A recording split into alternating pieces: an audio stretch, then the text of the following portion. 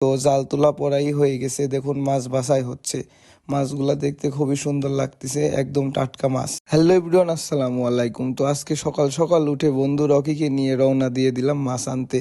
তো আমরা যাচ্ছিলাম টেবুনিয়া জুতাদম। এই শীতের মৌসুমে আজকে এত সকালে উঠেই দেখি রাস্তায় অনেক কুয়াশা। তো টেবুনিয়া বাজারে আমরা একটু ব্রেক নিয়ে নিলাম, সকালে নাস্তাটা সেরে নিলাম। তো নিয়ে আবার রওনা দিয়ে দিলাম। তো দেখতেই পাচ্ছেন যে কতটা পরিমাণে কুয়াশা পড়েছে। তো সকালে না উঠলে কিন্তু বোঝা যাবে না যে এখন শীতের মৌসুম পুরোপুরি চলে এসেছে। শীতের সকালের ঠান্ডা ঠান্ডা বাতাস খেতে খেতে চলে আসলাম পুকুর পাড়ে। তো এসে দেখি জাল নামাই দিছে এবং জাল তুলতেছে, পড়াই হয়ে গেছে। তো এই প্রজেক্ট থেকে মাছ নিতে এসেছি, আর এই প্রজেক্টটা হচ্ছে আমার খুবই কাছের একজন জনি মামার প্রজেক্ট। তো জাল তোলা পড়াই হয়ে গেছে, দেখুন মাছ বাছাই হচ্ছে। মাছগুলা দেখতে খুবই সুন্দর লাগতেছে, একদম টাটকা মাছ।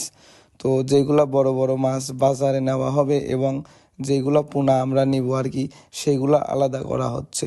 আর বাকি যেগুলা আছে ছোট পোনা, সেগুলো আবার পুকুরে ছেড়ে দেওয়া হবে। আর হ্যাঁ, এই সুন্দর সুন্দর মাছই কিন্তু আমার পুকুরে ছাড়া হবে। তো ক্যামেরাম্যান না থাকায় মাছ ঢালার ভিডিওটা করতে পারিনি। তো এখন মাছ নিয়ে চলে যাচ্ছি।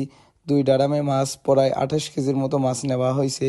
তো এখানে মাছ আছে পুঁটি কাপ, জাপানি মিনার কাপ এবং সিলভার কাপ।